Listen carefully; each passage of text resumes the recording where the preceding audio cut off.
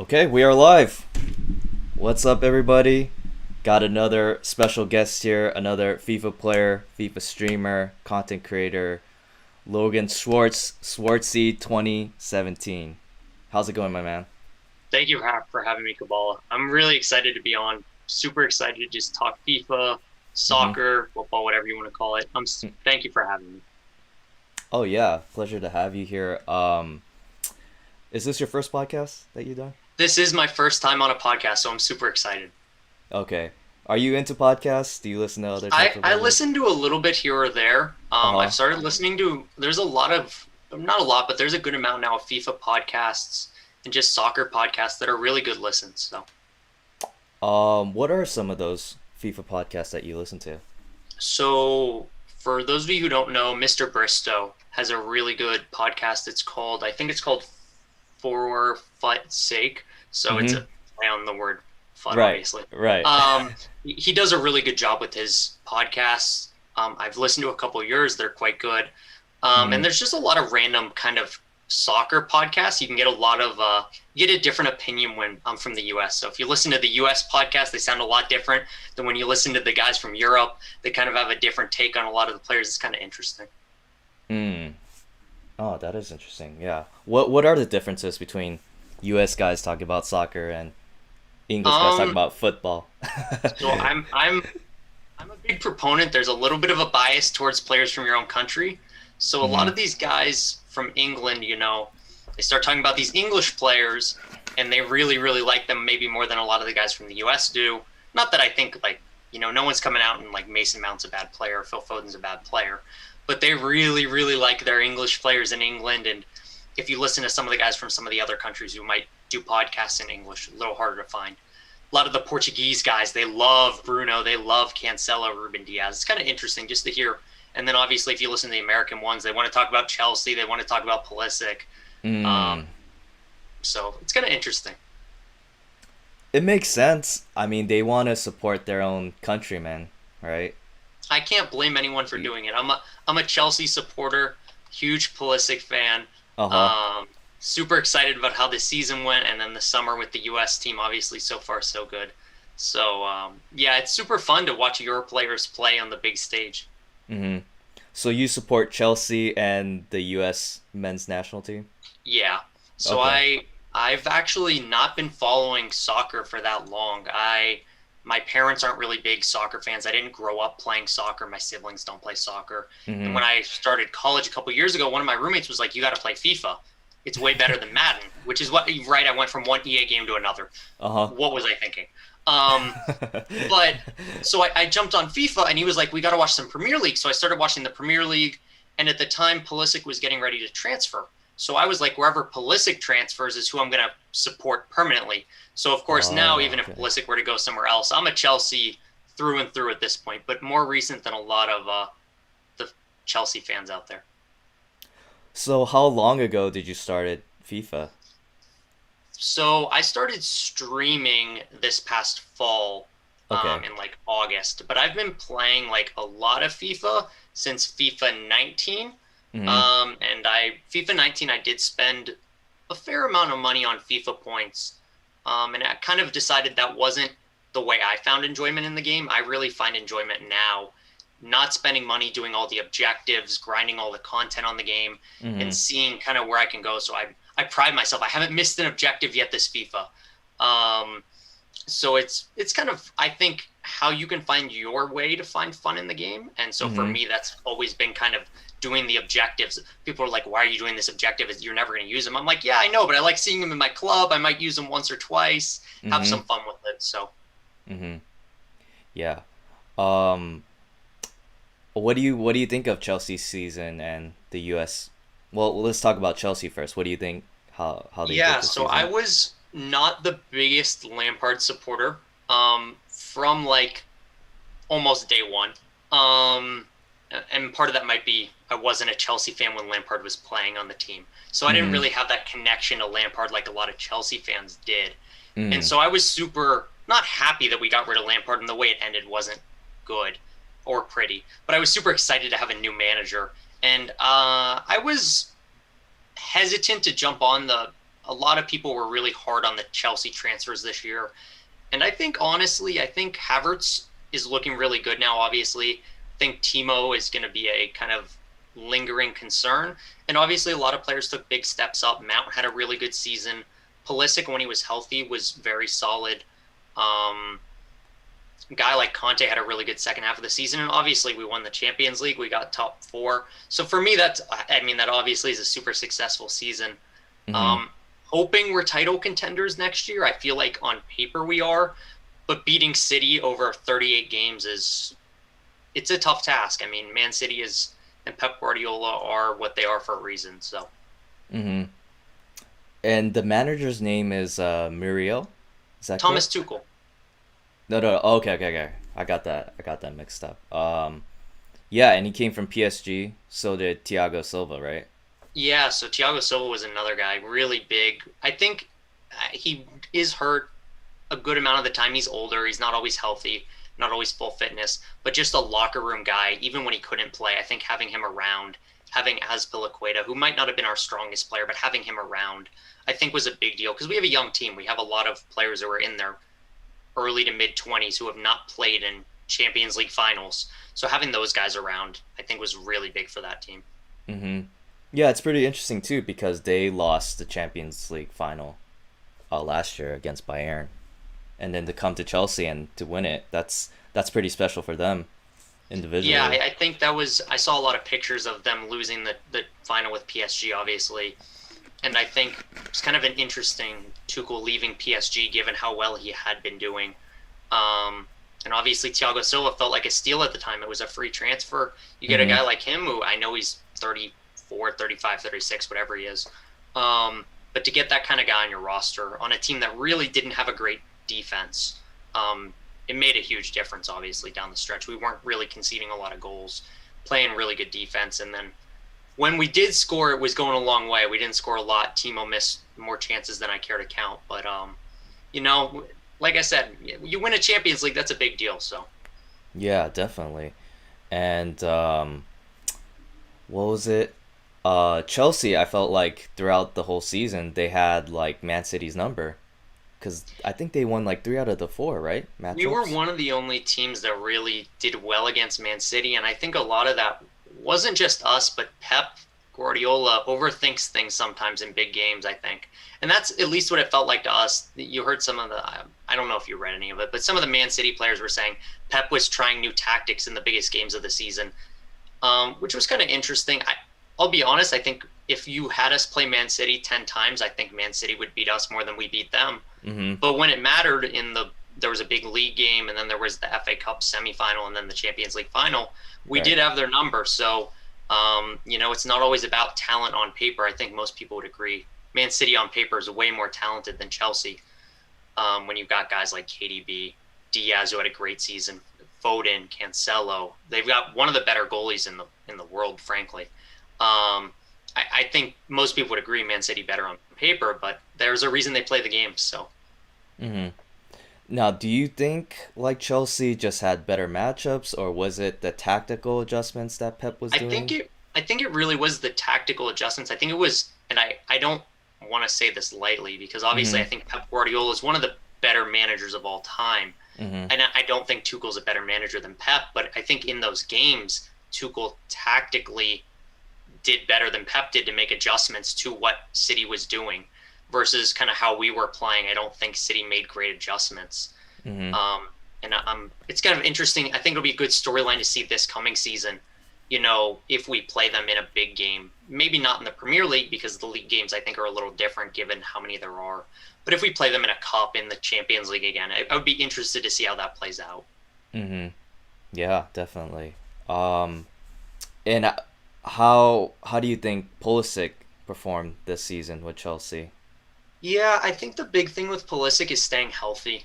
I think that's been the big thing since he got to Chelsea is staying healthy. Because when he's healthy, I think he has the potential to be one of the better, wingers in the Premier League. I think I don't think he's proven that yet because he's struggled to stay healthy. And then obviously Chelsea's very deep in the attack with all the attackers they have, whether that's Havertz, Werner, Mount, Ziyech. I mean, I could go on and on. There's so many attackers at Chelsea.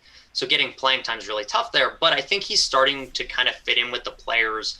I think there's going to be a connection going forward. Hopefully he stays. I know there's been some rumors Chelsea's going to send some attackers away because we play a more defensive formation anyway.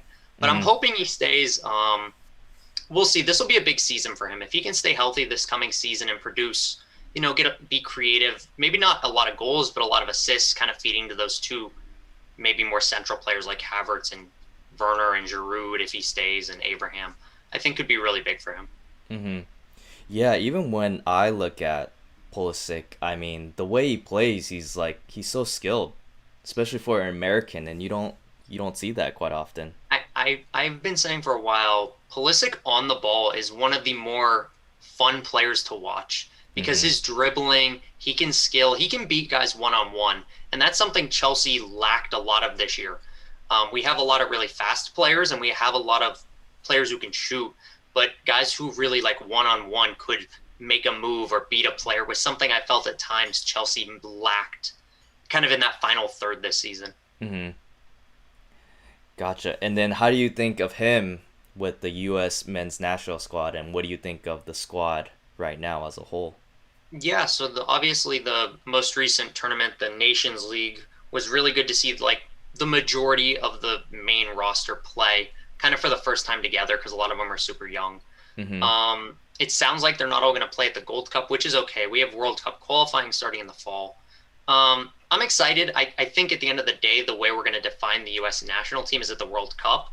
So I think they're going to have to show up and, put on a good performance in 2022, get out of the group, see what we can do in the knockout stages. It's a young team, though. So I think the key is really get the experience, play some good games, and then make steps to get ready for 2026 when it's in the U.S. I think is going to be what defines this group of players, because I think a lot of them are, in their early 20s, they'll be hitting their primes when we host that World Cup. And I think that'll be our chance to kind of, I think the farthest U.S. has made it is the quarterfinals. That'll be kind of their chance to make that statement year where we make the quarterfinals or even further, maybe in that World Cup. Yeah, I'm really excited to see how well they do in the next World Cup because you got a lot of promising players in that squad and a lot of those guys playing overseas in Europe. I think for American soccer fans, I think the big thing is seeing our players play in Europe feels like such a step in a positive direction because we're used to seeing, nothing against these players, but seeing Josie Altidore as one of the best players on the U.S. team, and he was playing in the MLS. And not a shot at the MLS. I think the MLS is a good league, but I think most U.S. soccer fans realize for us to really take that next step, we need players in Europe playing in those big leagues against the competition we're facing at the World Cup. Right. And, I think it's a given, like the best competition is in Europe, right? Those top 5 leagues. At least for now, and I know a lot of people are hoping maybe in 15 or 20 years the MLS is that type of league, but it's very obvious right now it's not. And so getting those players in those, I think we have a lot of players in the Bundesliga right now and more in the Premier League every season, it feels like. And obviously even Serie A, McKinney had a really good season for Juventus. So it's really good to see when you turn on a random game and there's an American. I know that gets me more interested to watch it than if there isn't. If I just, I'm scrolling through the TV and I turn on a Bundesliga game and they're talking about some American, I'm more excited to watch that game, I think, than I was before. So. Mm-hmm. So realistically, where do you think they could place in the next World Cup? I think. It would be a failure if moment would be if we don't make the knockouts, which is like the round of 16. I think like a quote unquote successful World Cup would be winning that round of 16 game and making the quarters. Anything beyond that, anyone who's watching the Euros, there's 8 teams in the Euros who could beat the U.S. team right now pretty handily, probably. Mm-hmm. And you take into account Brazil, probably like Argentina. Mexico is at least as good as us, I would say, even though we beat them head to head. I think they're at least as good. So I think making that quarterfinals would be a very successful World Cup. Knockout round experience is something we need, though. So we got to make that round of 16. Mm-hmm. And then, it's a little bit luck of the draw. If you end up, in a group of death situation like we've seen in the Euros, you could get unlucky. But we got to do our best to get to those knockouts. That's a really good experience with these players. Mm-hmm. When did they choose the group stages for the World Cup for I don't. 2022? So I know qualifying is like pushed back because of the pandemic and everything. Uh huh. So we start our like final round of qualifying in like August or September, I want to say. So I'm thinking the draw won't, and the World Cup is later because it's in December because it's over in Qatar and it's Right. too hot in the summer there or whatever. So I Right. don't know when the draw will be. I would guess it's going to be like next summer or early fall, but I don't know. Okay. And it's finalized that they're having the World Cup, the next one after that, in the U.S. Yeah, so it's a joint host with the US, Mexico, and Canada. So most of the games are in the US, but there's a handful in Mexico and Canada. So that'll be kind of, I'm excited. I'm hoping they haven't decided like the final stadium locations yet, but I'm hoping Uh I'm on the East Coast. So I'm hoping there's several in the East Coast. I know you're out in California. I'm sure there'll be Yeah. games in LA or and I'm sure I'm basically in DC. I'm sure there'll be games in either New York or DC or Baltimore, or Philly or something. So that'll be really fun. I know I was I'm super excited just to see not just the US play, but it's fun to see a lot of these players play. We don't in the US get to see these guys. A lot of people in England take it for granted maybe, if you're from England, you can go to a random game and see KDB play. I mean, I don't say random game, but you can go to a game and see KDB play really easily or Sadio Mane or all these players. We never get to see them in the US. So Right. kind of seeing those players just going to a random World Cup game is something that I think a lot of US fans, and I think it'll help grow U.S. soccer in the country. I think it'll be exciting and fun. Yeah, definitely. I wonder if they're gonna build new stadiums for the World I Cup. don't know. I think the rumor was the final was going to be at the New York Giants Stadium in like New Jersey. Um, Okay. but I think they were also going to play some games, like some big games at the Rose Bowl in California. Mm. So I don't know if they'll build any new stadiums, but they'll definitely take advantage of some of the nice stadiums we have. I think for like NFL stadiums, I think is a lot of what they're going to use. Right. And are there any other times that they had co-host for like I for think countries? it's been a while. I think maybe it's happened before, but three countries is really unusual. Yeah. Um, and I think it's good for soccer. I think soccer is obviously very popular in Mexico, but it's still very much growing here in the U.S. And I think it's still a really really growing in Canada. Mhm. Obviously, Alfonso Davies playing for Bayern Munich has helped quite a bit with that. But I'm, Mhm. I'm hoping, at least in my mind, that the World Cup will kind of help grow the game, maybe get that future generation of U.S. talent. Because I know as a U.S. fan, I'm worried, after this generation that looks very good, will we have another one of these dead periods like we had the last 6 to 8 years of U.S. soccer? Or will it continue like this, where the U.S. is really one of those relevant teams going forward? Mhm. Yeah, I think it is kind of cool to have co-hosts for the World Cup like that. And it probably is the first time having three countries. The last time I remember having co-hosts was '02 with Korea and Japan. That's Yeah. the only one I remember. I don't know any other ones that are co-hosts. Yeah. But yeah, that is awesome and that is something to look forward to in the future. Um but let's talk about your streaming and what you think of FIFA and content creating. First off, I mean, how's the FIFA for you right now at this point? Yeah, so kind of a little bit of background on my, I guess, streaming story, for lack of a better term. Mhm. I got really into like Twitch and kind of streaming, just watching streams, kind of at the beginning of the pandemic. Mhm. Um, I'm not a big go out type of person anyway, but I'm a big sports fan. So I go to Ohio State. So I go to a lot of sporting events that kept me busy. When the pandemic started, obviously there were no sporting events. So I was playing video games and I would just log on Twitch. And so I've watched Run the Foot Market for a long time. Mhm. Um, and one of my favorite streamers out there, can't recommend him more. And once I kind of started watching him, I got into some smaller streamers, and it's a totally different atmosphere, as you're aware. Kind of when you watch a smaller stream, it's a lot more personable. You kind of get to interact with the streamer. Mhm. And I really liked that. And so I kind of was thinking about streaming. And when I got back to college in Ohio, decided to start streaming in the fall. And I wasn't really sure what I was going to get out of it. I wasn't sure if I would keep doing it, if it was just going to be kind of a thing I would try. And it was kind of crazy. Slater, for those of you who don't know, Slater AC, he's a really good streamer, a really good guy as well. Would be great to have on the podcast in the future. Yes. Um, That is in the um, works. but he kind of pushed me along. It helped me a lot at the beginning. Mm. And I really enjoyed it. I've always run, like I told you guys, since FIFA 20, I've run an RTG.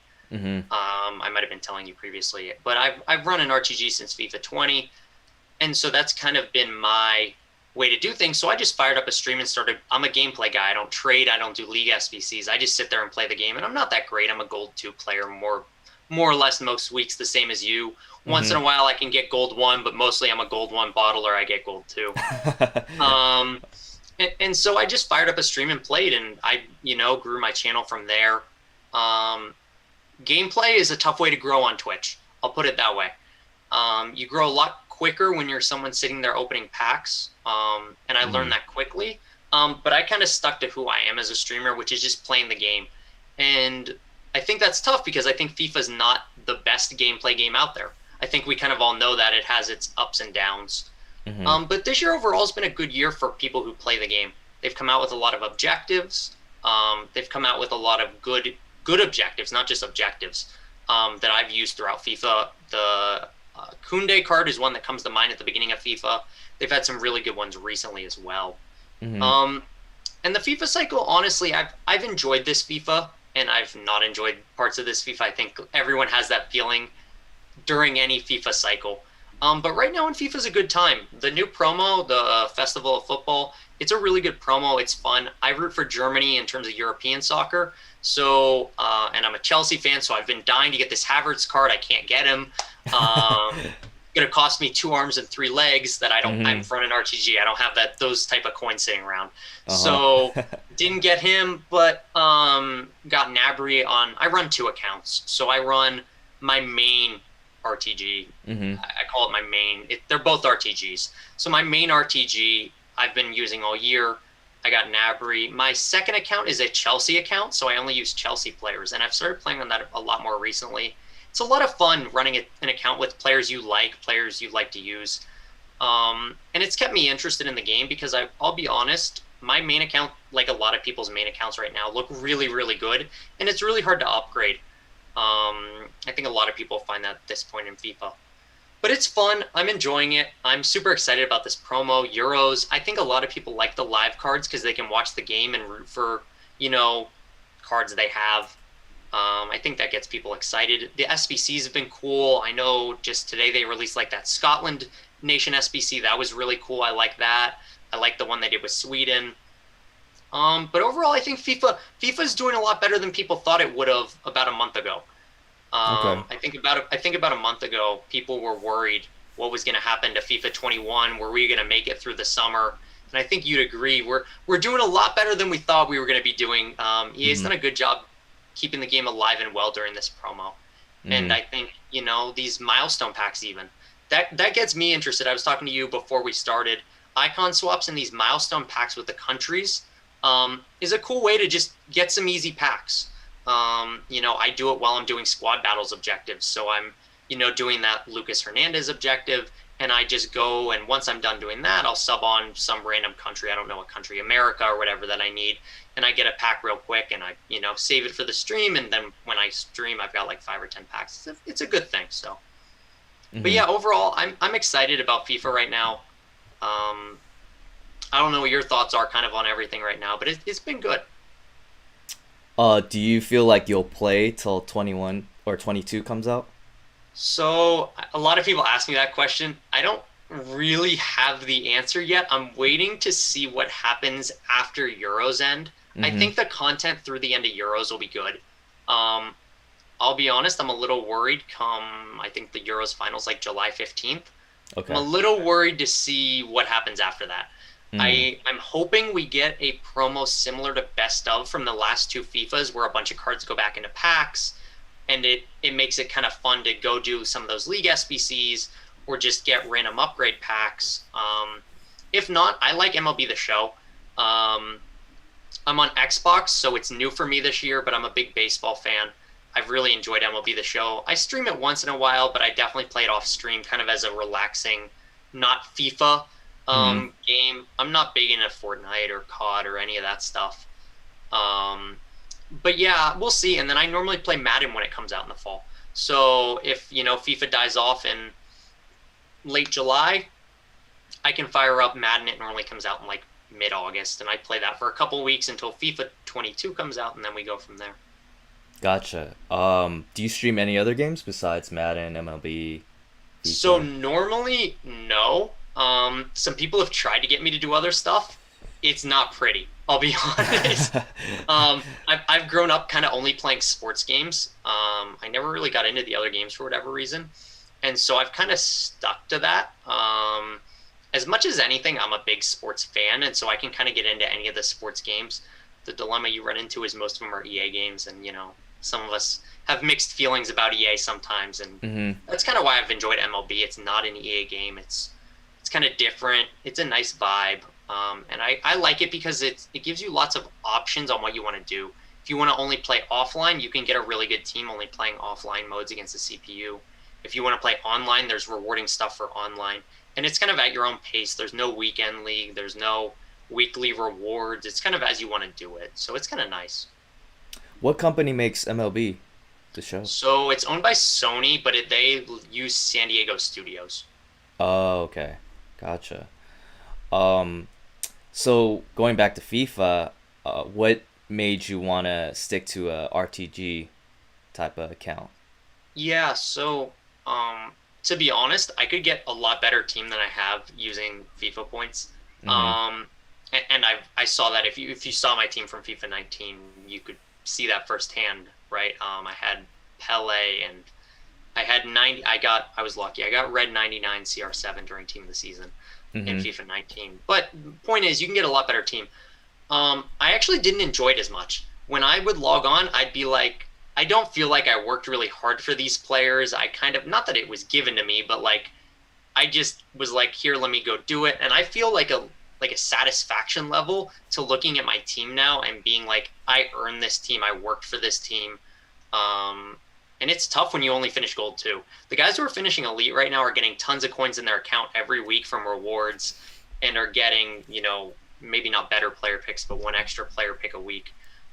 Only getting 45,000 coins and two rare mega packs and the rare gold pack. And I'm in Division 3. I'm too lazy to try to get into Division 1. I probably could if I really wanted to, but I Mm-hmm. like camping out in Division 3 and I get rank 1, so I get like 4 rare mega packs. I take untradeable. Yeah. But nevertheless, 9-10 packs a week is not going to get you super far. So it's a grind, and that's kind of what keeps me. I think that's why I'm still on the game. If I spent FIFA points, there's no way you'd be able to keep me on the game at this point, because I'd be like, look, I have whoever I could get with however much money I decided to spend, and it wouldn't be worth getting this Lucas Hernandez objective because he'd be useless to me. Versus now I'm motivated to. I shouldn't say motivated. I'm going to go play squad battles to get the Lucas Hernandez. Yeah. I am known to play a lot of squad battles early in FIFA to get Elite One squad battles, but at this time of the year, it's as much as anybody. There's a little less motivation than there is in November. So Right. Um, that's interesting that we're kind of like at the same level. We're like we get like gold 2 usually, Div 3 and rivals, and we both have a RTG account. And you saying that, I totally resonate with that because yeah, I get more motivated to go onto FIFA and um to have those objectives and SBCs to work for. It just gives you a little bit more incentive to play FIFA. yeah, I Yeah. think I I don't want to say being in Division 1 and being like an elite player wouldn't be fun, because it would be more fun, right? Uh-huh. I'm a competitive person. Winning would be more fun, Mm-hmm. but it's a different perspective definitely for people who don't get elite week in week out. And I think during most of FIFA, elite doesn't really pay out, but once we get to team of the season, it's kind of a different game. Once you're finishing elite, there's a big advantage to that. So Mm-hmm. Yeah, I definitely see that. I mean, when I look at other content creators that, are basically like pros, when they have like a RTG account, I compare their team and mine. And then it's like they have like way better players and it looks as if like it's like a pay to win account. And it's like you said, it's because, they place a lot higher in weekend league and they get a lot of coins and they get those tots, premium packs and all that. So yeah. did you have any good pulls during TOTS? Yeah, from like I think my red picks were really good this year. Um, I got like who did I get? I got Bamba, I got Lukaku, Quadrado, and for me, I would use all these guys. They're all usable for me. I know for other really good players, it's like those cards aren't as valuable, and they're just probably fodder. But for me, I consider them good pulls, and yeah, I would say my red picks were really good. I was a little unlucky with Reds. I did get Bamba. Bamba is a lot of fun. I had Player of the Month Bamba actually. I was one of the few people who did him, and I used him for 4 months, 5 months. One of my favorite cards. So I was super excited to get Red Bamba. Mm-hmm. And then got Bamba like 2 or 3 more times because everyone was getting Bamba at Mm-hmm. some point. Yeah. And I actually sent I had a lot of coins going into Team of the Season. So I decided to send half in Bundesliga and half, I think, in French League. So French League didn't go so well. Bundesliga went really well. I got Davies, Lacroix, Mm-hmm. and I crafted in Babu and Tapsoba, who I really liked his future stars. Mm-hmm. And I did pack De Jong just randomly from a player pick during La Liga. So I actually had a pretty good, nothing crazy, crazy. I think De Jong's really good, but nothing crazy during Team of the Season. But you end up with a lot of fodder when you send these coins into upgrades. So I was able to get that Dembele SBC, which is a super fun card. Um, that Jota SBC recently is another super fun card I've just started to use a little bit. And Dalglish is one of my favorite attackers on the game right now. So Yeah, I wish I got that Dembele card, but I just didn't have enough fodder. it's so expensive. Yeah. What was it like 750 or It was 700? a lot, and I had literally like it was during Ultimate Team of the Season, and I told my chat, I said, "You guys can pick. We're doing the guarantee or we're doing Dembele." And they Mm-hmm. said, "Do Dembele." So I didn't do the ultimate guarantee. I didn't even have enough fodder left in my club. I was literally staring at like a bunch of 83s when I finished Dembele. Mm-hmm. Uh, but he's such a good card. It was very worth it, I think. So Yeah, during Tots 2 I packed Kimmich, which was that's a probably good card. yeah, probably the best one I pulled. It's either him or Lukaku during Tots. So those are my best guys, but a lot of my Tots fodder went towards the Cantona SBC. So How is Cantona? oh, it was worth getting. It was worth getting. He's definitely meta. He's so good. He's strong. He's like one of those players like he's like a in between, like you got the tall, stocky, tanky guy, but yet he's you have the smaller, skiller, responsive dribblers, that are really good with the moves, really quick. So he's like kind of in between. So you kind of have like the best of both worlds there with Cantona. I I was a feel. little worried about his height. That scared me away from Cantona a little Uh bit. huh. I think a lot of people know this FIFA. If you're taller than like 6'1", it can be a little scary out there. So but I'm not surprised. Every time I play him in weekend league, he gives me problems. So Yeah, and I looked at some of the player reviews on him too, and they're kind of saying the same thing.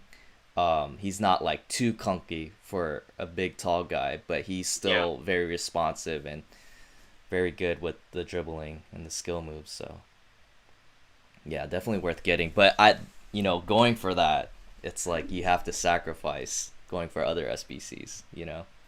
yeah. I mean, those. Well, it goes back to the RTG. It's really hard to craft those big icons on an RTG, and they're coming out with a lot. I think we're gonna keep seeing them. Obviously, we got Maradona this past week and Garrincha Mhm. 2 weeks ago, and Mhm. that's super awesome. I'm really hoping for Eto. I tried base Eto at the beginning of FIFA, and he was so good then. So I would love Eto to come out, and I could do him. That's kind of who I'm hoping for next. So Mhm. Yeah, for 21, I mean, I do like the icon SBCs, and I mean, I got two of them. I got Zambroda and Cantona, and those are like end game type of cards. So, um, I wish we got more of them earlier. And I think that's a mm, pretty common complaint is a lot of people wanted more of them earlier.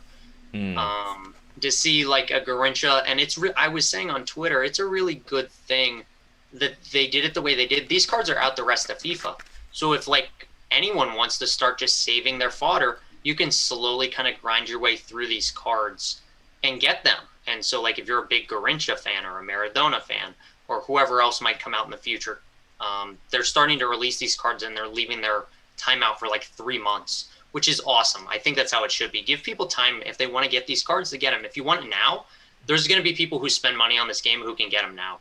But if not, take your time, grind. There's no rush to get through those cards. Yeah, definitely. But if you're like a RTG account like us, you have to be pretty intentional on what SBCs you want to go for, and you really have to like save your fodder for. That's my biggest recommendation for people doing RTGs is I think the thing I see the most is people do too many SBCs. It's every time you see a card, it's really easy to be like, oh, he upgrades my team. But my general rule, at least for me on my account, is for every 100,000, and this is early in the game, it's a little different at this point in FIFA, but early in the game, for every 100,000 coins I'm spending, he needs to last me like 2 to 3 weeks, at least, if not a month. So like, if I'm going to spend 400 or 500K on a card, he better last me like 3 months, because I'm not going to I've done this before. The card that haunts me still from FIFA 20 is Flashback Balotelli. I did this guy and I used him for like a week and he was horrible. And I wasted like 200K on him. And so but it's so tempting when you see it. You're like, oh my God, I'm still using gold Dembele. I need to do this SBC. And a lot of times that's just not the best thing to do, as hard as that is to do. And it's hard. I'm the first person I could go through my account and show you guys some of the SBCs I've done.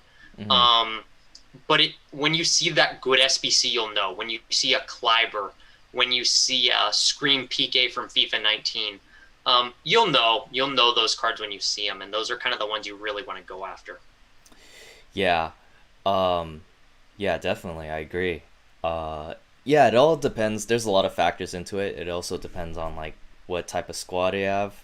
If the players in the SBC do fit in your squad. And yeah, you just kind of like, at least for me, I try to not spend coins on SBCs. Like, I'll try my best to limit spending coins on SBCs. And yeah, I just have to be really selective. And I gotta look at the big picture of who I want, like down the line, which player is meta and which players will like benefit from my squad to give me the best chance to win, right? For sure. Yeah. So, what I do like, I liked the swaps, the season 3 swaps that they gave out, and that was like the first time where I was like, oh, I don't know what to get, because they're all really good. I really was not. So for me, what I liked about icon swaps in FIFA 20 was the ability to take players that it would be hard to get normally for an RTG. And so from swaps 1 in FIFA 20, I think I took Prime Zanetti. And from swaps 2, I think it was Prime Essling. Swaps 3 last FIFA was kind of a bust for me.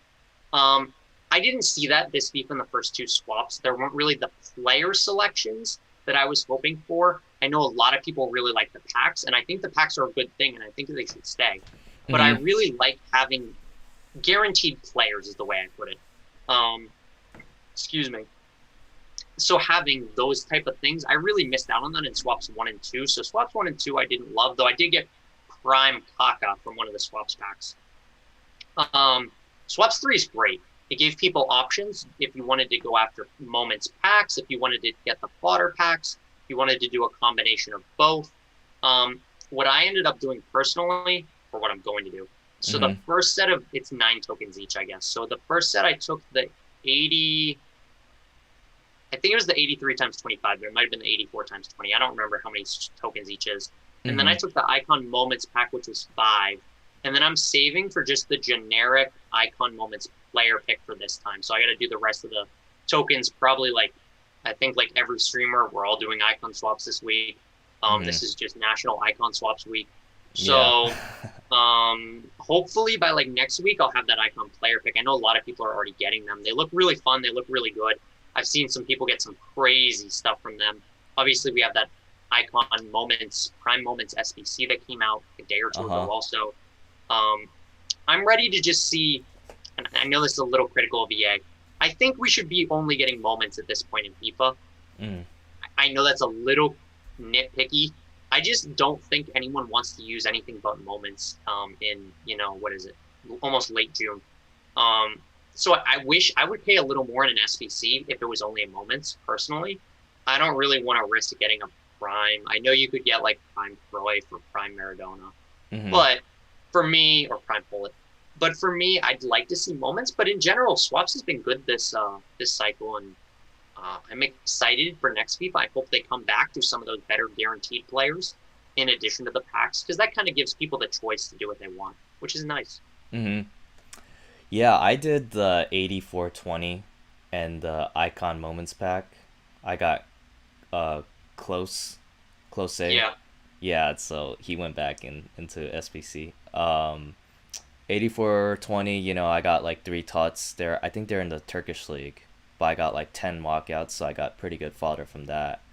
And then my remaining ones, I'm most likely gonna go for the player pick, the moments player gotcha. pick. Yeah, so we're hoping for like I would want a midfielder icon, maybe like a Vieira or a Hullet. Ideally, I think, I, yeah.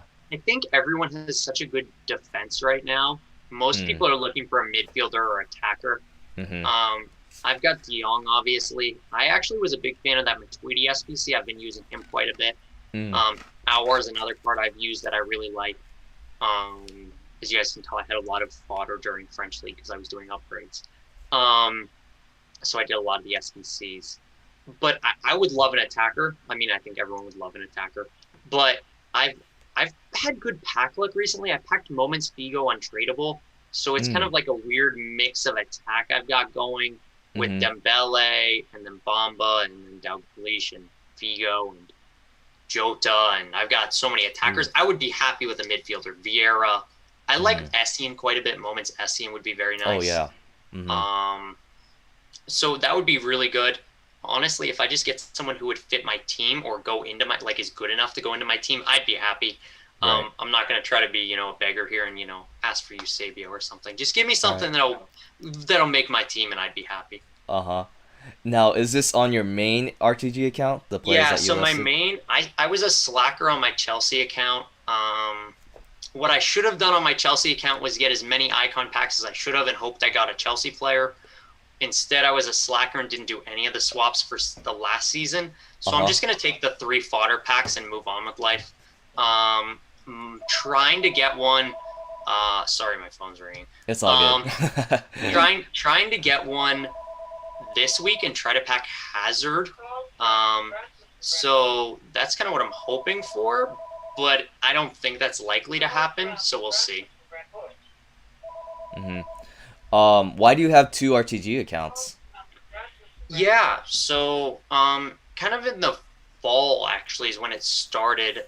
I so I had a lot of time in the fall because of the pandemic. So I kind of Okay. was starting to mess around and like I would finish stuff on the main account and I would just jump over to this other account and mess around. And Mhm. eventually originally the plan was actually to do I was calling it a 1 hour RTG and it was going Mhm. to be 1 hour a day every day and then I was going to play to Gold 3 and Weekend League and kind of show people how even with little time you could get a good team. Well, after like a week or two of that, I said, no, I'm okay. I don't want to do that anymore.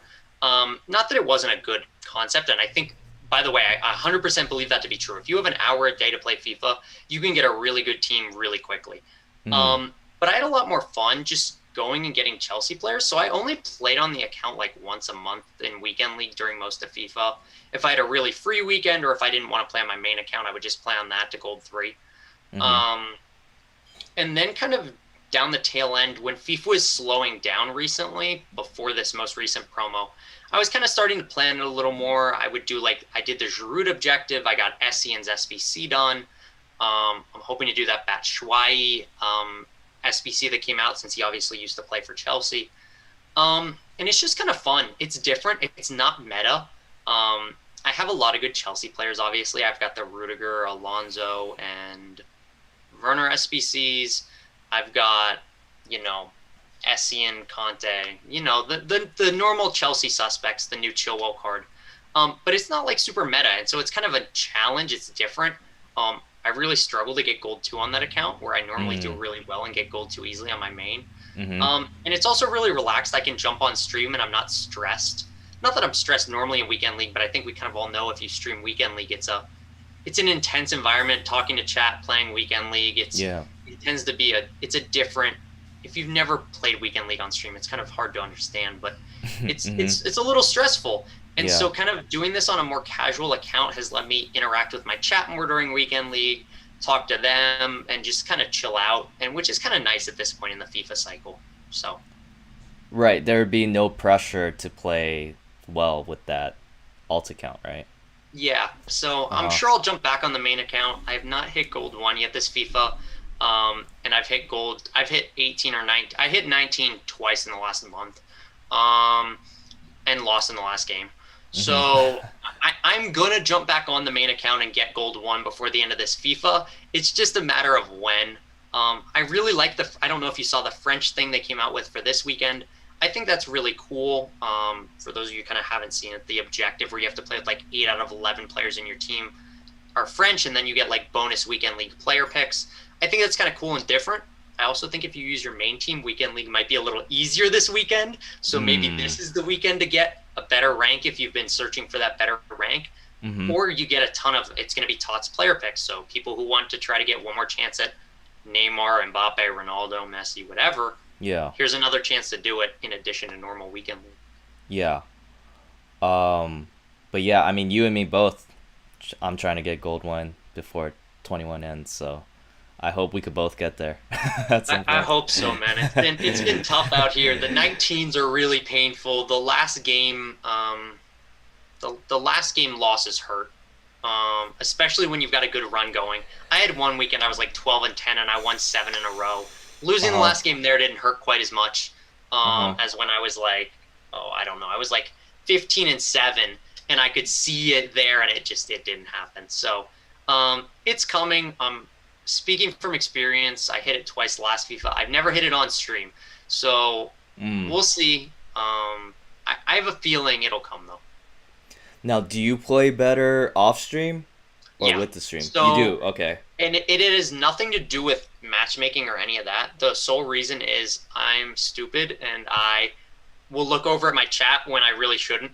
And like my chat requires me to physically like look over, and Yeah. I probably cost myself a game a weekend just looking over to my chat to talk.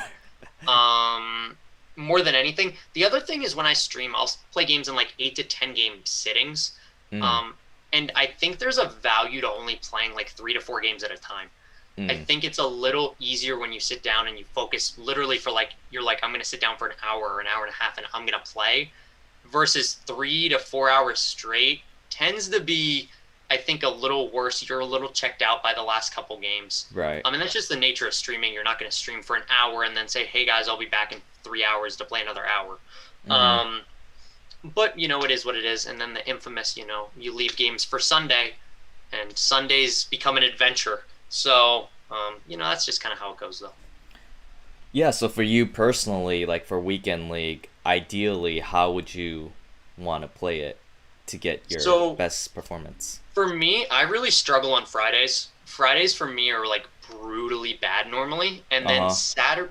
Saturdays, and I don't like gameplay on Fridays. Friday gameplay with the servers and content drop is a disaster for me normally, personally. And I'm playing on very good internet and very good ping. I play on like single digit ping, good internet. It's literally just it is what it is. I tend to do really well. So if it were me, I would play like 5 games Friday, and then I do like 10 Saturday, and then I backload to Sunday. Sunday night matchmaking for me tends to be where I make really big runs.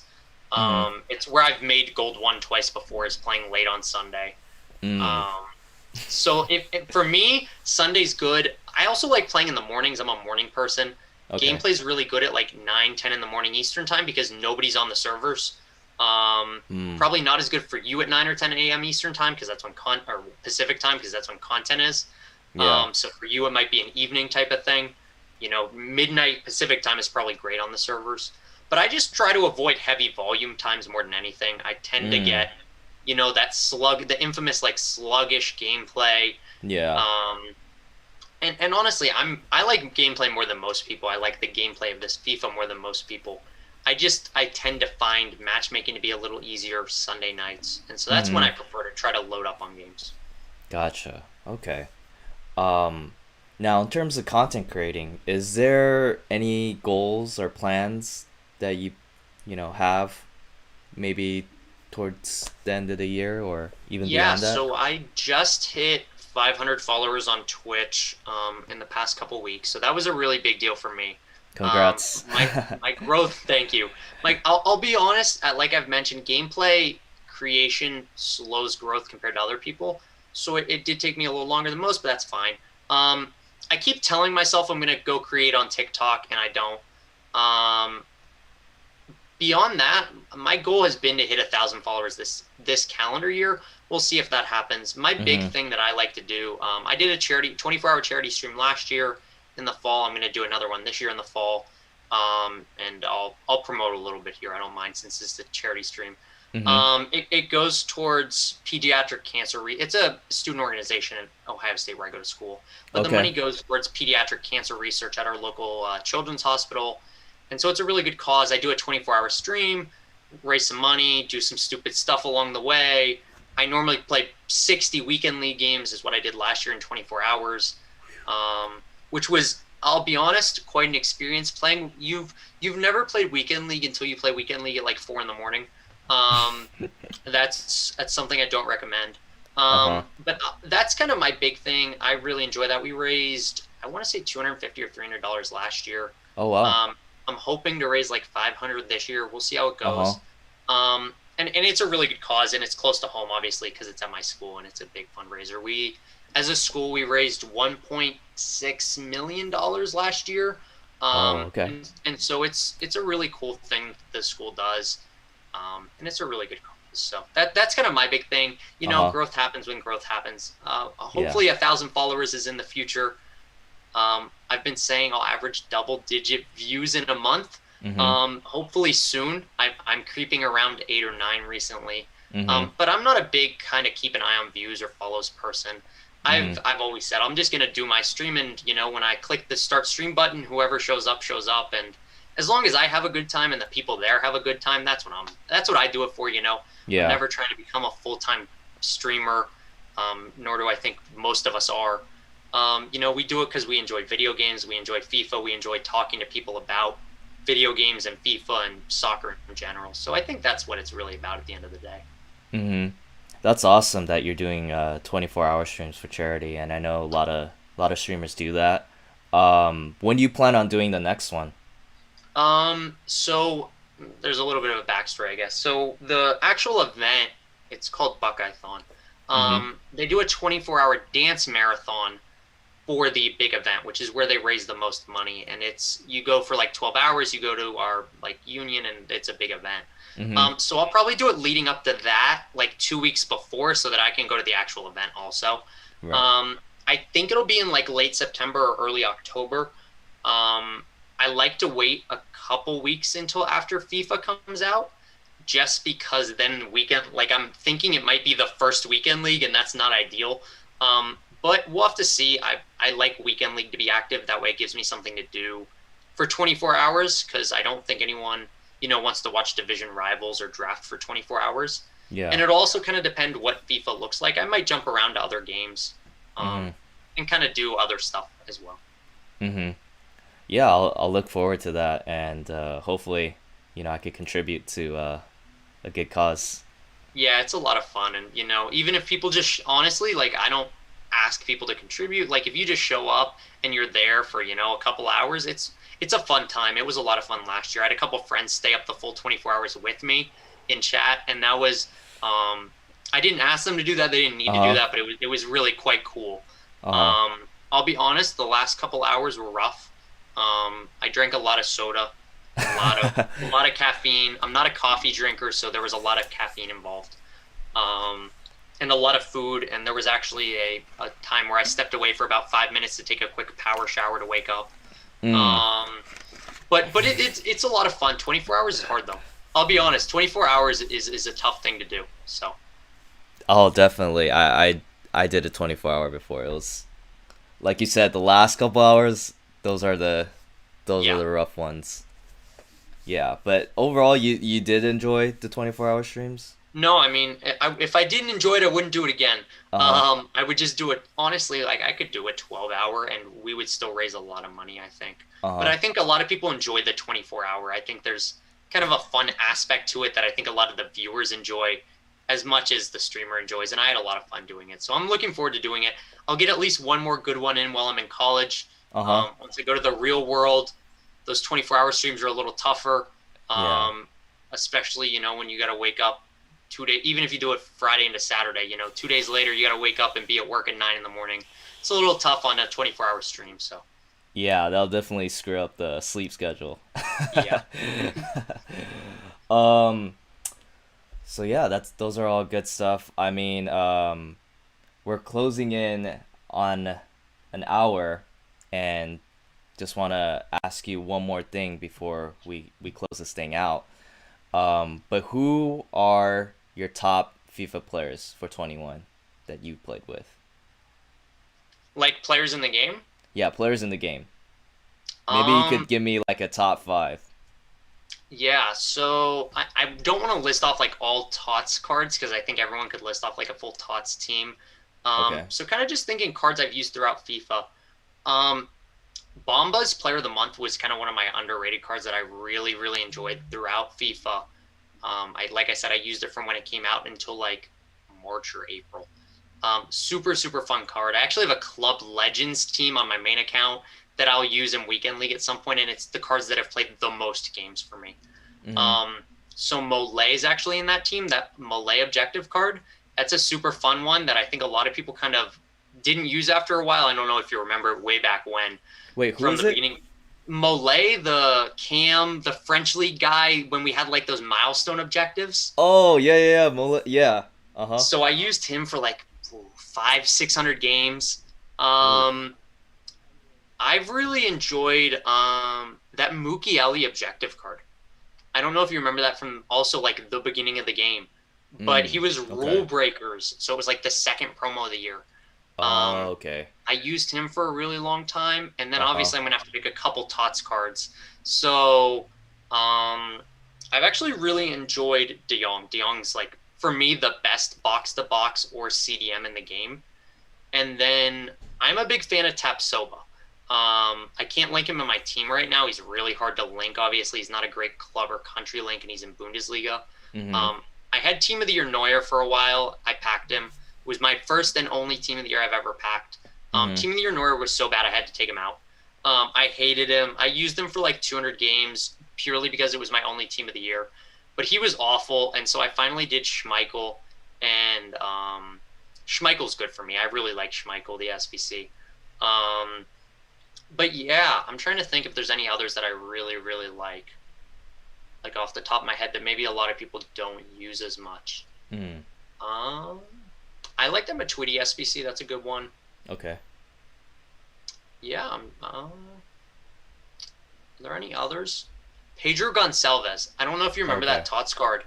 I packed him, and if you like are looking, I was using him along for a while with Figo because it's a strong link. Mm-hmm. And he was a fun card. You can play him like literally anywhere in the attack or as a box to box, and Mm-hmm. he was a lot of fun. I don't know how much he is now. He's probably like 100K at most. Mm-hmm. He was a lot of fun, and I've honestly enjoyed every festival of football card I've used. They've all like everyone I've tried. I've used Golovin.